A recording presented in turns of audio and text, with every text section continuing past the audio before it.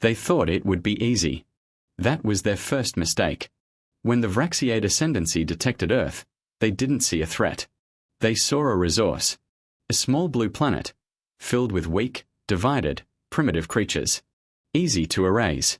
Easy to enslave. So they sent their best. Not a scouting fleet. Not a warning force. They sent the Obsidian Vanguard. A fleet so powerful it had erased entire civilizations in days. Over 5,000 warships. Cruisers. Dreadnoughts. Planet killers. Led by one of their most feared commanders. Grand Admiral Zarkan. A being who had never lost a war. As the fleet dropped out of faster-than-light travel near Mars, they expected chaos. Panic. Desperate signals. Ships trying to run. Instead, they found silence. No broadcasts. No defense formations. No movement. Just Earth, sitting there. Still. Waiting. On the bridge of the flagship Eclipse of Reason, Zarkan watched the holographic display carefully. Something was wrong. But arrogance is louder than instinct. Primitive species, his subcommander muttered. No shields. No unified command. No chance. Zarkan didn't respond. He simply gave the order. Begin subjugation protocol. Destroy their orbit. Then take the planet. Same as always. But on Earth. 3 miles beneath a mountain. They were already inside the trap. Inside the Cheyenne Mountain complex, General Arthur Sterling stood in front of a massive screen. No fear. No panique. Just focus. They're in position, said Chief Engineer Beatrice Miller calmly. The entire fleet is exactly where we predicted. Sterling nodded slowly.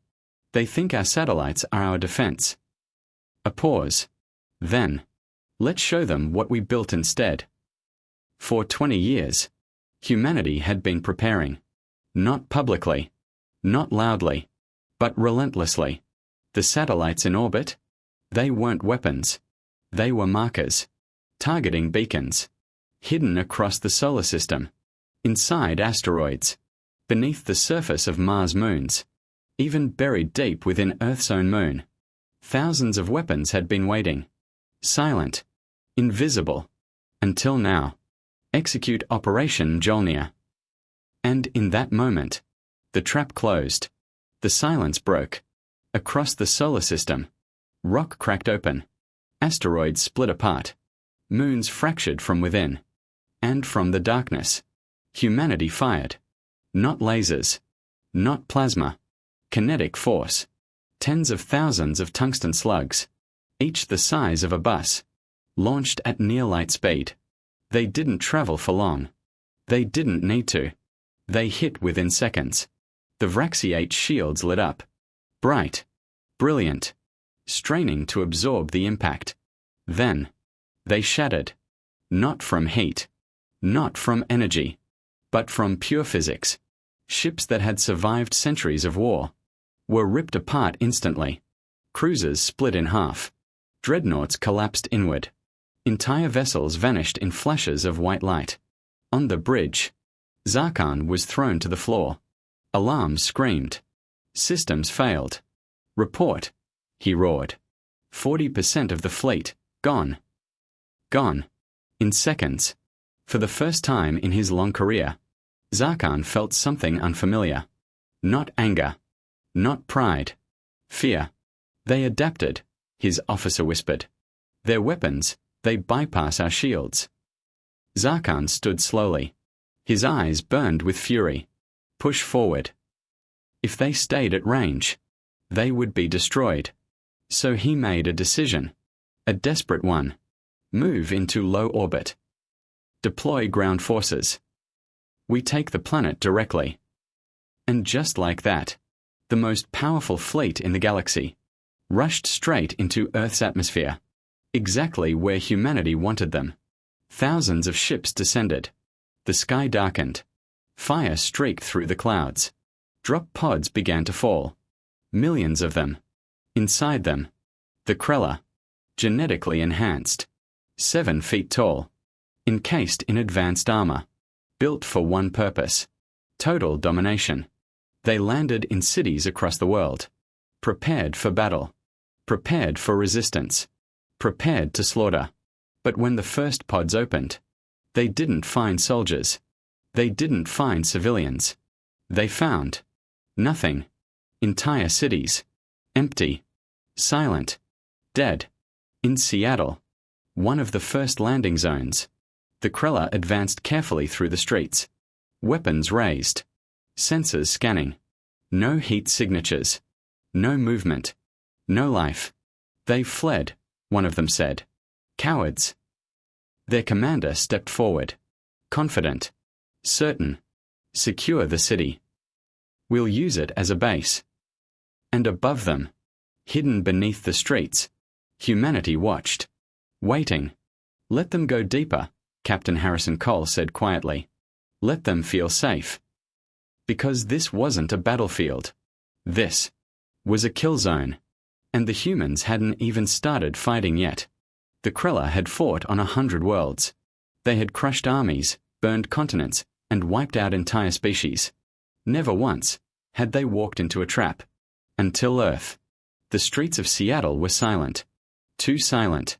Commander Rexer moved at the front of the formation, his armor scanning every direction. Thermal. Electromagnetic. Acoustic. Nothing. No life signs, one of his lieutenants confirmed. No power grid. No transmissions. Rexer tilted his head slightly. This is wrong. But behind him, thousands of Krella soldiers advanced without hesitation. To them, this meant victory. The enemy had fled. Secure the infrastructure, Rexer ordered. This city will serve as a staging ground. They spread out. Columns moving down wide avenues. Heavy footsteps echoing between empty skyscrapers. Above them, windows stared like hollow eyes. Below them, something waited. Deep underground, inside a reinforced bunker. Captain Harrison Cole watched through a network of hidden optical feeds. Every movement. Every formation. Every step. They're inside the grid, a tactical officer whispered. Main force is moving through Fifth Avenue. Cole didn't rush. Didn't react. He just took a slow sip of coffee. Let them settle. Because this wasn't defense. This was design. Months ago, humanity had made a decision. They would not defend their cities. They would weaponize them. Every street. Every building. Every inch of concrete. All of it. Turned into a system. Back on the surface. The Krella reached the city center. Commander, one scout reported, detecting unusual acoustic vibrations. Rexer froze. Source. Unknown. The ground began to hum. Low. Deep. Violent. Rexer's instincts screamed. Form defensive. Now, Cole whispered.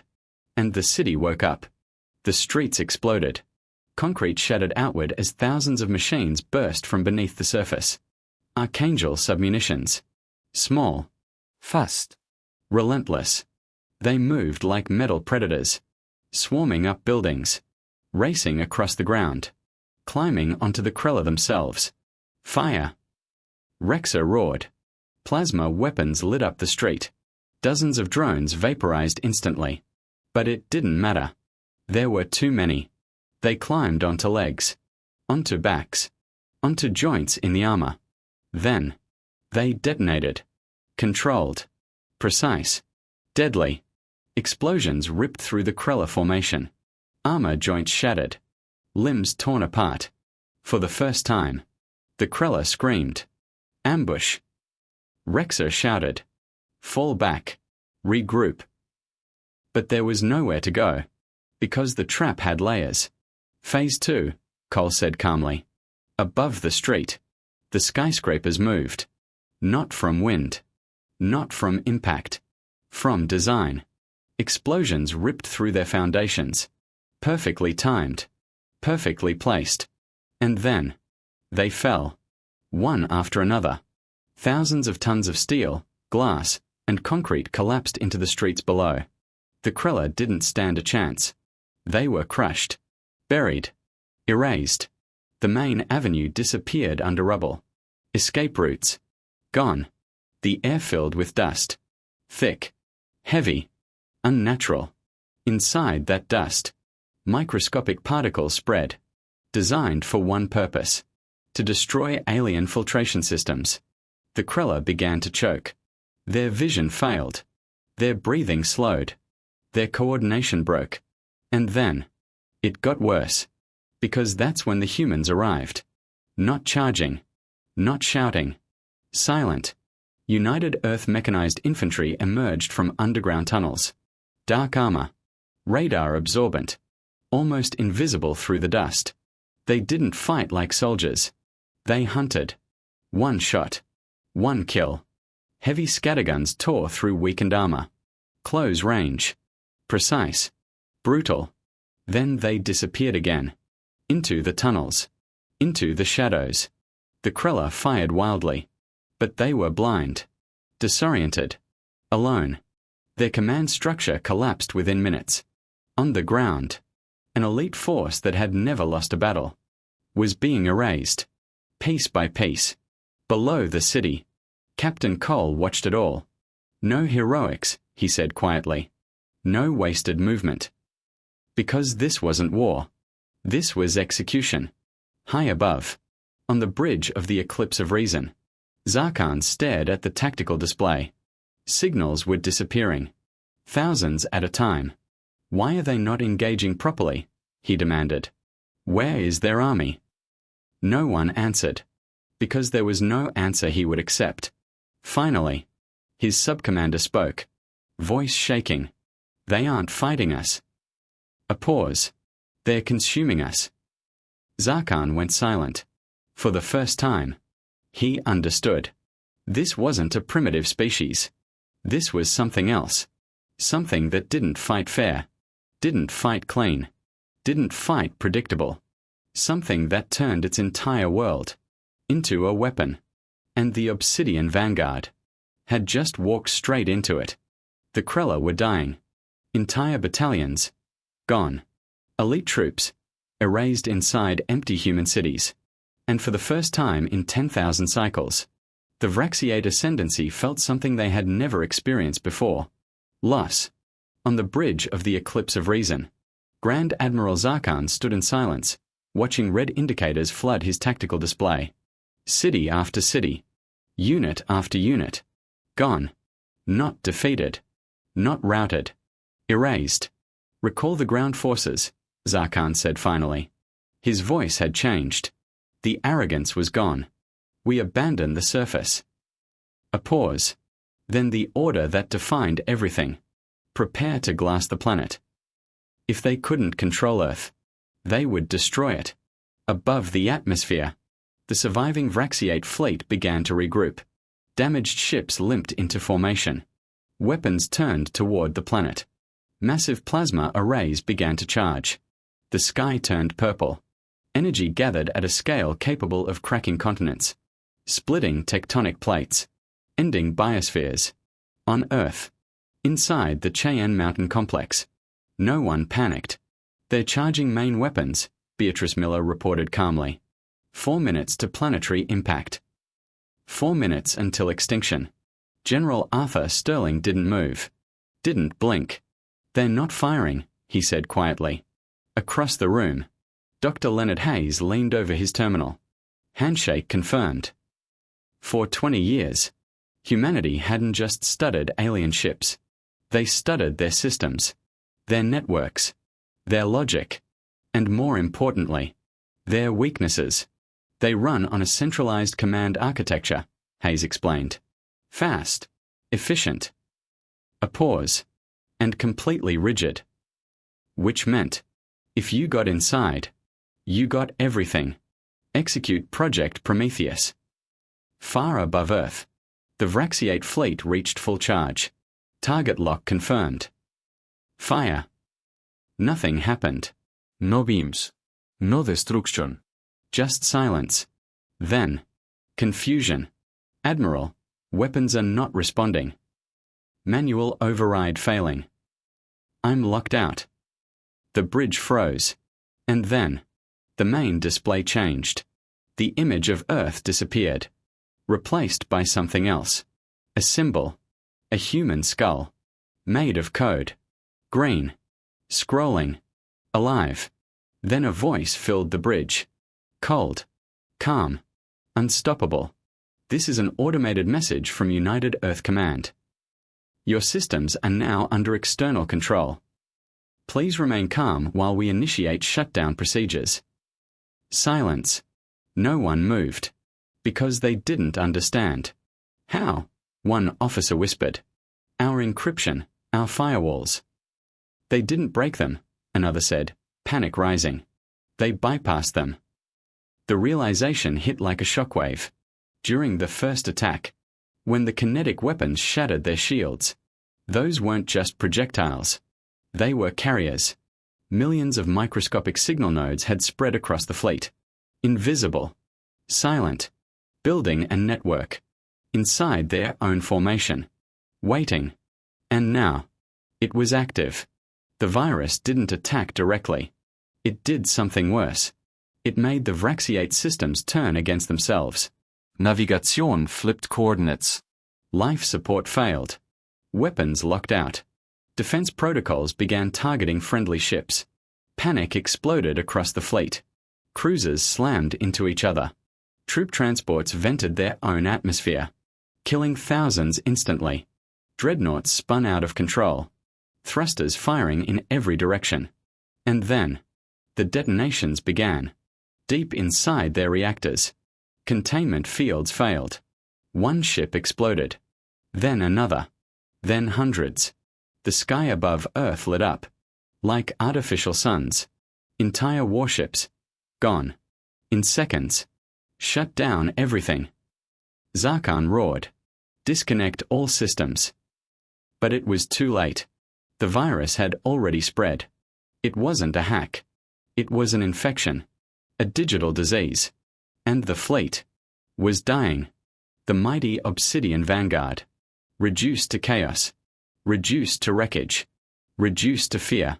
Inside the dim red emergency lighting, Zarkon dropped to one knee. Not from injury. From realization. They had not come to conquer Earth. They had come to a world that had already figured them out. Status, he whispered.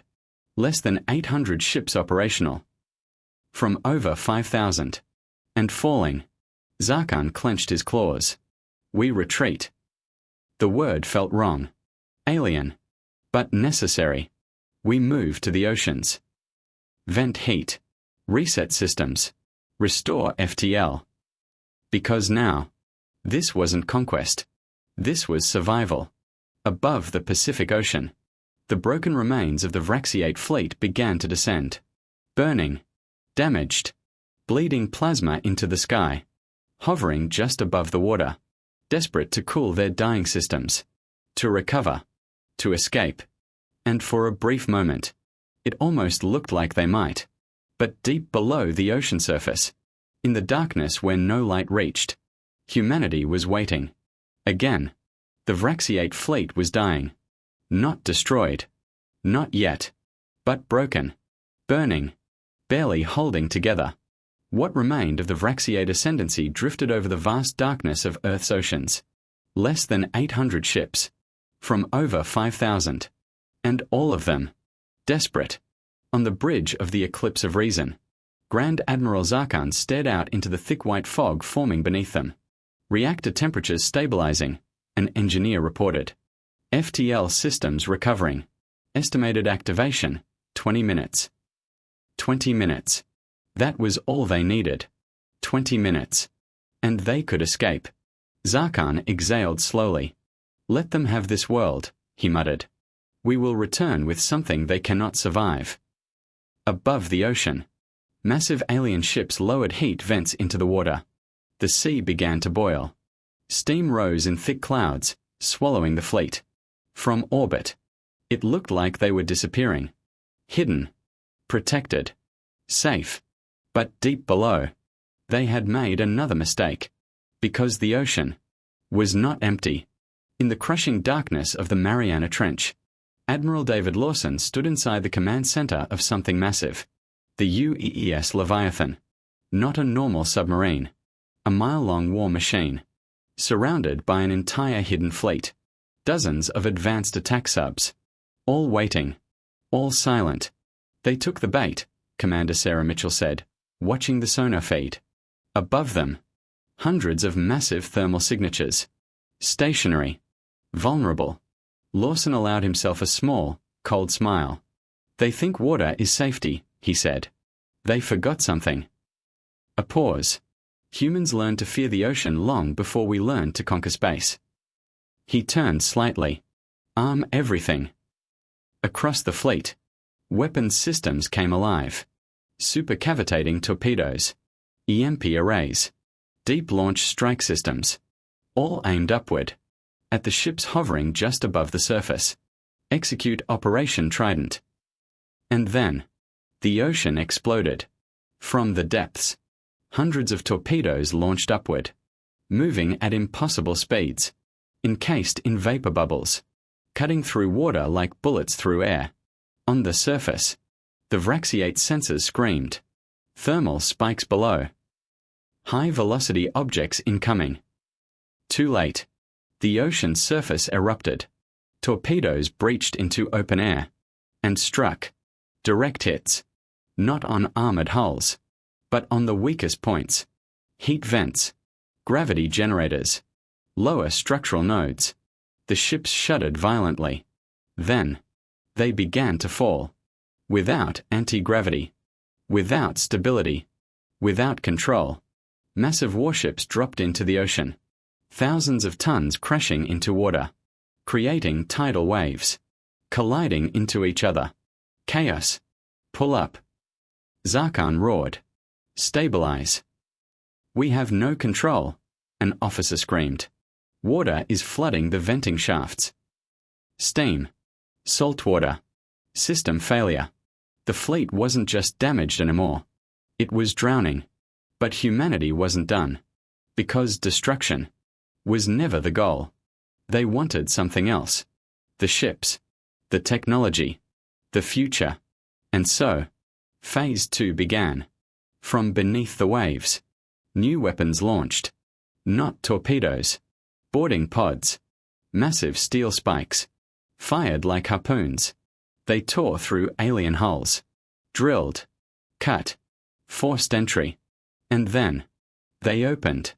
Outstepped the next wave. United Earth Marine breaches. Heavily armored. Pressure sealed. Built for close combat. They didn't hesitate. They flooded into the alien ships. Through fire. Through steam. Through collapsing corridors. Inside the eclipse of reason. Zarkon heard it. Boot steps. Heavy. Slow. Getting closer. They're boarding us, his subcommander whispered. Not fear anymore. Something worse. Understanding. They're not destroying the fleet. They're taking it. Zarkon's rage returned instantly. Never. He grabbed a plasma rifle. Turned toward the core controls. If we cannot escape, we die with the ship. But before he could act, someone stepped in front of him. His own subcommander. Weapon raised. No. Zarkon froze. Move aside, he hissed. But the answer didn't change. We attacked something we did not understand, the subcommander said quietly. We lost. And if you destroy this ship, we learn nothing. Zarkon raised his weapon. But the moment never came. Because the doors exploded. Metal tore apart. Fire and smoke filled the room. And through it, they entered. Human soldiers. Massive. Armored. Silent. Weapons raised. Locked. Precise. Zarkon roared. Fired. But he was too slow. A blast hit his chest. Clean. Instant. The Grand Admiral. Conqueror of worlds. Fell. Gone. Just like that. The human squad leader stepped forward. Looked at the remaining alien. Bridge secured, he said calmly. Then, the line that changed everything. Start downloading their data. Next, we find where they came from. Because this was never about survival. Not anymore. This was about what came next. And for the first time, the galaxy's strongest empire was no longer the hunter. The war was already over. The Vraxiate just didn't know it yet. On the shattered bridge of the Eclipse of Reason, smoke drifted through broken systems. Sparks fell like rain. And in the center sat a defeated survivor, Subcommander Valeth, bound, silent, broken. In front of him stood the humans: General Arthur Sterling, Dr. Leonard Hayes, Beatrice Miller. Not celebrating, not shouting, just working. "You destroyed our fleet," Valeth whispered. "We conquered thousands of worlds. How did you defeat us?" Sterling didn't answer immediately. Dr. Hayes stepped forward. "You relied on one system," he said calmly. "One structure. One doctrine. You never had to adapt." Miller adjusted her glasses slightly. "And you thought war was about power." A pause. "It's not. It's about survival. And humans have been practicing that for a very long time." Valeth lowered his head. "You don't understand," he said weakly. "The High Council will not send another fleet. They will destroy your entire star system with a supernova weapon." Silence. Then Sterling stepped closer. "They won't get the chance." Behind him, screens lit up. Data, coordinates, star maps, everything the Vraxiate had ever hidden. "We have your homeworld," Hayes said. "Your shipyards, your supply lines, and your faster-than-light technology." Valeth's eyes widened. "No." But it was already happening. 3 years later, Earth had changed. Not politically, not slowly, completely. Every nation, every resource, every mind, focused on one goal: preparation. Above Earth, orbit had become an industrial machine. Shipyards the size of cities. Factories that never stopped. Humanity didn't just rebuild. They evolved. Captured alien ships were torn apart, studied, improved. Their plasma weapons? Removed. Replaced with something far more dangerous: kinetic mass drivers. Faster, stronger, deadlier. Human ships became something new. Something the galaxy had never seen before. A fleet built not for conquest, but for elimination. They called it the Retribution Armada. 500 captured dreadnoughts. 2,000 human-built warships. All black. All silent. All ready. Deep in space. 30 light years from Earth. The Vrax Prime waited. Unaware. Unprepared. Inside towering obsidian structures. The High Council argued. 3 cycles, one leader said. No signal from the vanguard. Impossible, another replied. They were invincible. Then, everything changed. Their systems activated without permission. Screens flickered. Signals broke through. And suddenly, a human appeared. General Arthur Sterling. Calm. Still. Terrifying. "You sent your strongest to destroy us," he said. "You thought we would die quietly. You were wrong." Silence filled the chamber. "We adapted," Sterling continued. "We learned. We took your fleet. We improved your technology. And now..." A pause. "We are here." Above the planet, space itself tore open. Hundreds of ships appeared. Then thousands. The Retribution Armada. No formation. No warning. No hesitation. Just arrival. The sky went dark. Alarm screamed across Vrax Prime. Unknown fleet in orbit. Energy signatures, off the charts. The Council looked up. Just in time. Sterling's voice echoed one last time. "You came to teach us how to die. Now, we return the lesson." The transmission cut. And then, humanity fired. Not plasma. Not lasers. Kinetic death. Tens of thousands of projectiles, moving near light speed, rained down. The Vraxiate shields shattered instantly. Defense platforms vanished. Cities broke apart. There was no battle. No resistance. Only destruction. Because humans didn't come to conquer. They came to make sure. This would never happen again. The Vraxiate Ascendancy, a civilization that had ruled for 10,000 cycles, ended in minutes. And the galaxy learned. A message spread across deep space. A warning. Simple. Clear. Terrifying.